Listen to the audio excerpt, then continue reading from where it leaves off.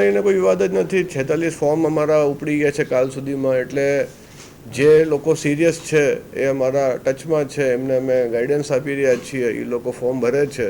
અને જે લોકોને માત્ર કદાચ કામ કરવામાં રસ નથી, પરંતુ આખા મેલાને ખોટી રસ્તે દોડવામાં રસ છે, એ કદાચ વિરોધ કરી રહ્યા છે. બાકી અમારા ફોર્મ ખટાખટ ઉપડી રહ્યા છે અને એ ભરીને પણ આવશે એવો મારું સંપૂર્ણ વિશ્વાસ છે.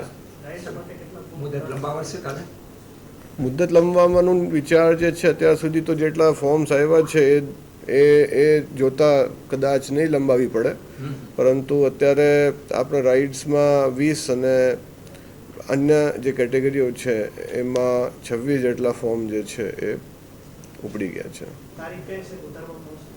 મેં જેમ અગાઉ કીધું કે અત્યારની સ્થિતિ જોતા તો કદાચ એની જરૂર નહીં પડે. આ નિર્ણય છેલ્લે દિવસે લેવામાં આવશે.